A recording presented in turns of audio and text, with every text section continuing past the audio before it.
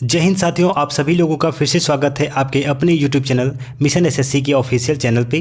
जितने बच्चे Indian railway की तैयारी कर रहे हैं सभी बच्चे जल्दी से क्लास में जुड़ जाएंगे।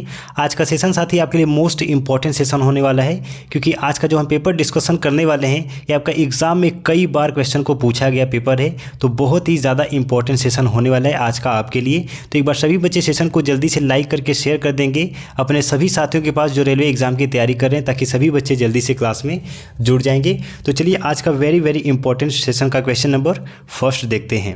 देखिए सभी लोग कॉपी पेन लेके बैठेंगे, क्योंकि आपको मालूम है कि हम पेपर का एनालिसिस करते हैं, तो आपको कॉपी पेन लेके बैठना है और एक एक पॉइंट को नोट करना है, ठीक है ना। क्योंकि जितना भी पॉइंट मैं आपको नोट करवाता हूँ आपका उससे एग्जाम में क्वेश्चन बन के आया हुआ रहता है। चलिए क्वेश्चन नंबर फर्स्ट क्या कह रहा है, सांची का महान स्तूप कहाँ पर स्थित है? उत्तर प्रदेश में, मध्य प्रदेश में, अरुणाचल प्रदेश में या फिर आंध्र प्रदेश में? देखिए प्रत्येक क्वेश्चन के लिए आपको यहाँ पे 10 सेकंड का समय दिया जाएगा, ठीक है ना। देखिए बात करें सांची का महान स्तूप कहाँ पर स्थित है, option number B is the right answer, Madhya Pradesh में। और सांची का महान स्तूप जो है इसका निर्माण किसने करवाया था? इसका निर्माण किसने करवाया था? चलिए इसके बारे में पूरा डिटेल में जानेंगे, एक एक पॉइंट को आप लोग नोट करेंगे, ठीक है ना, क्योंकि पूरा आपका एग्जाम में इससे रिलेटेड प्रश्न बन के आया हुआ है। निर्माण की बात करें तो इसका निर्माण 3री शताब्दी ईसा पूर्व में मौर्य सम्राट अशोक ने करवाया था। और विश्व धरोहर जो कि बहुत ही ज़्यादा इंपॉर्टेंट है, सांची के महान स्तूप को सन 1989 में यूनेस्को विश्व धरोहर स्थल घोषित किया गया था। बहुत ही इंपॉर्टेंट पॉइंट है, इसको नोट कर लेंगे। चलिए क्वेश्चन नंबर 2, भारत में किस राज्य में नालंदा विश्वविद्यालय अवस्थित है? बंगाल, बिहार, उड़ीसा या फिर उत्तर प्रदेश?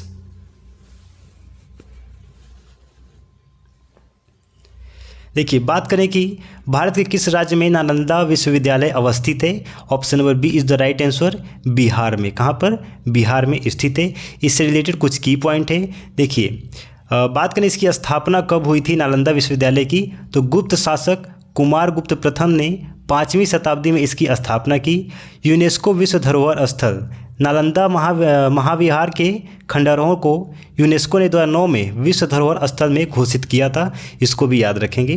क्वेश्चन नंबर 3, भारत का उपग्रह भास्कर द्वितीय प्रक्षेपित किया गया था? 19 अप्रैल 1975, 20 नवंबर 1981, 7 जून 1979 या फिर 18 जुलाई 1980? देखिए भारत का उपग्रह भास्कर द्वितीय प्रक्षेपित किया गया था कब? 20 नवंबर 1981, option number B is the right answer. देखिए आपका एग्जाम में यह कई बार पूछा गया, यानी कि रिपीटेड क्वेश्चन है आपका, पिछले साल एग्जाम में यह पूछा गया क्वेश्चन पेपर है, तो बहुत ही ज़्यादा इंपॉर्टेंट सेशन है। क्वेश्चन नंबर 4 क्या कह रहा है, दिल्ली के खिलजी सुल्तान थे? मंगोल, अफगानिस्तान, तुर्क या फिर एक जाट जनजाति?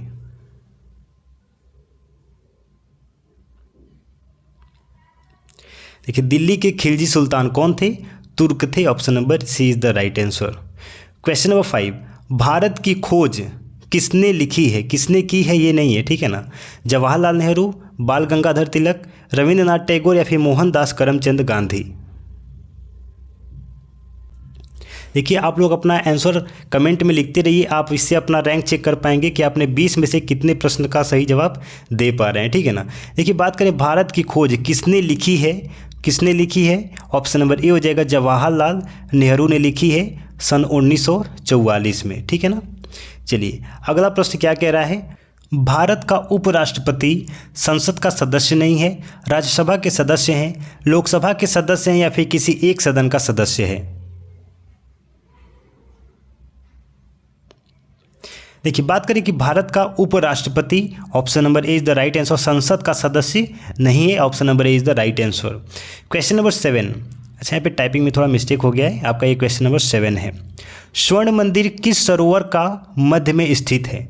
आनंद सरोवर, सिख सरोवर, अमृत सरोवर या फिर खालिश सरोवर?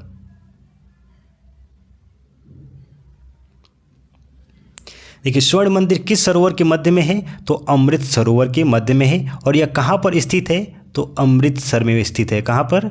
अमृतसर में स्थित है। चलिए क्वेश्चन नंबर 8, पृथ्वी सूर्य से अधिकतम दूरी पर होती है अपसौर कब होती है? 21 जून, 3 जनवरी, 4 जुलाई या फिर 23 सितंबर? देखिए ये बहुत ही ज़्यादा इंपॉर्टेंट है आपका। पृथ्वी सूर्य से अधिकतम दूरी पर कब होती है? Option number C is the right answer. 4 जुलाई को। कब होती है? 4 जुलाई को। देखिए अपसौर का मतलब क्या होता है, इसके बारे में हम थोड़ा सा यहाँ पे डिस्कशन करेंगे। देखिए अपसौर का मतलब होता है पृथ्वी की कक्षा में वह बिंदु जहाँ वह सूर्य से सबसे दूर होती है, लगभग 4 जुलाई को होती है। और उपसौर का मतलब क्या होता है? पृथ्वी की कक्षा में वह बिंदु जहां वह सूर्य से सबसे निकट होती है, लगभग 3 जनवरी को। ठीक है ना। देखिए दूरी की बात करें तो पृथ्वी सूर्य से अपसौर पर लगभग 152 मिलियन किलोमीटर दूर होती है और उपसौर पर 157 मिलियन किलोमीटर दूर होती है। ठीक है ना। चलिए क्वेश्चन नंबर 9, सौरमंडल की खोज किसने की? Very important question. Copernicus, Kepler, Aryabhata या फिर न्यूटन? और सभी साथी ध्यान देंगे, अगर आपको इस क्लास का पीडीएफ चाहिए तो पीडीएफ के लिए आपको हमारे टेलीग्राम चैनल से जुड़ना होगा, जिसका लिंक मैंने डिस्क्रिप्शन में दे रखा है। वहाँ पे क्लिक करके आप हमारे टेलीग्राम चैनल को ज्वाइन कर लीजिए। डेली आपका सेशन के बाद हमारे पीडीएफ को वहाँ पे प्रोवाइड किया जाता है फ्री में। ठीक है ना। तो टेलीग्राम चैनल को जरूर से ज्वाइन कर लेंगे। चलिए क्वेश्चन नंबर 9 क्या कह रहा है? सौरमंडल की खोज किसने की? कॉपरनिकस ने की। Option number A is the right answer, Copernicus ने। चलिए क्वेश्चन नंबर 10, 1 डिग्री अक्षांश द्वारा कितना किलोमीटर निरूपित होता है? 321 किलोमीटर, 211 किलोमीटर, 111 किलोमीटर या फिर 91 किलोमीटर?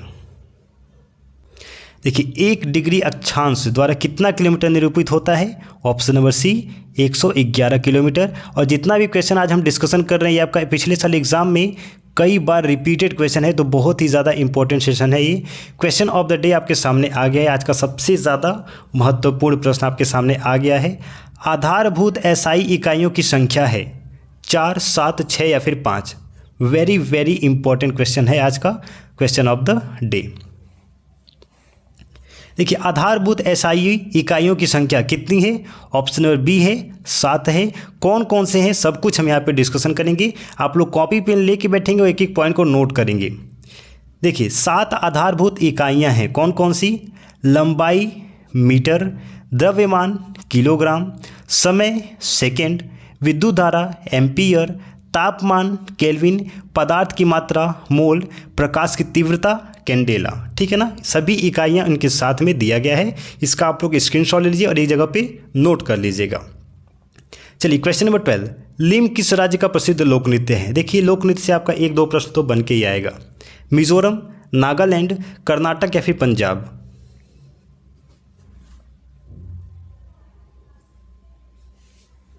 देखिए बात करें लिम किस राज्य का प्रसिद्ध लोक नृत्य है? ऑप्शन नंबर बी हो जाएगा, नागालैंड का है। कहाँ का है? नागालैंड का। मिजोरम का प्रसिद्ध लोक नृत्य कौन सा है? चेराव नृत्य है। कौन सा है? चेराव नृत्य है। कर्नाटक की बात करें तो यक्षगान है। कौन सा है साथी? यक्षगान है। और पंजाब की प्रसिद्ध लोक नृत्य की बात करें तो भांगड़ा है। कौन सा है? भांगड़ा है।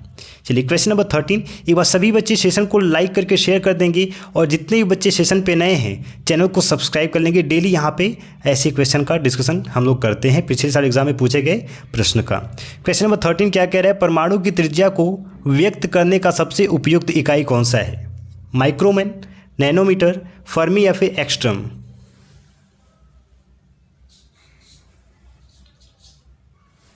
देखिए परमाणु की त्रिज्या को व्यक्त करने का सबसे उपयुक्त इकाई कौन सा है? सी है फर्मी। कौन सा है? सी ऑप्शन नंबर फर्मी, जिसका मान कितना होता है? 10⁻⁻⁻15 होता है। चलिए क्वेश्चन नंबर 14, निम्नलिखित में से किसने प्रसिद्ध चटगांव शस्त्रागार लूटा था? लक्ष्मी सहगल, सूर्यसेन, बटुकेश्वर दत्त या फिर J.M. Sengupta?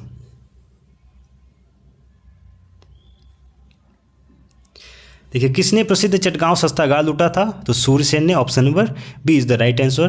Question number 15, electron पर आवेश के निरपेक्ष मान का निर्धारण हुआ था?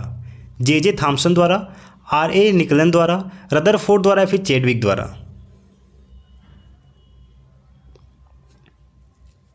देखिए इसका हम लोग क्लास 9 में बहुत ही डिटेल में पढ़े होंगे। अगर आप लोग मन लगा के पढ़े होंगे तो इलेक्ट्रॉन पर आवेश के निरपेक्ष का मान निर्धारण किसके द्वारा हुआ था? Option number B R.A. निकलन द्वारा। Option number B is the right answer. और कब हुआ था? 1906 में। कब हुआ था? 1906 में। चलिए क्वेश्चन नंबर 16 क्या कह रहा है? न्यूक्लियॉन क्या है? प्रोटॉन और न्यूट्रॉन, न्यूट्रॉन और इलेक्ट्रॉन, प्रोटॉन और इलेक्ट्रॉन या फिर प्रोटॉन, न्यूट्रॉन और इलेक्ट्रॉन तीनों? देखिए न्यूक्लियॉन के बारे में भी हम लोग बहुत ही ब्रीफ में पढ़े क्लास 9th में। न्यूक्लियॉन क्या होते हैं, प्रोटॉन और न्यूट्रॉन दोनों होते हैं। Option number A is the right answer. Question number 17, निम्नलिखित में से कौन एक लौह मिश्र धातु है? इनवार, सोल्डर, मैग्नीशियस या फिर टाउप steel?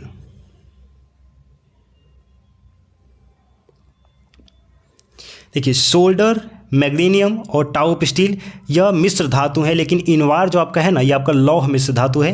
Option number A is the right answer. Question number 18, किसमें सर्वाधिक लौह चुंबकीय गुण है? 21 जून। अच्छा ये क्वेश्चन लग रहा है गलत हो गया है, यहाँ पे ऑप्शन यहाँ पे गलत हो गया है, ठीक है ना। हम अगले क्वेश्चन पे बढ़ते हैं। चलिए क्वेश्चन नंबर 19 क्या कह रहा है, लोहे का शुद्धतम रूप कौन सा है? सफ़ेद कच्चा लोहा, भूरा कच्चा लोहा, ढलवा लोहा या फिर इस्पात?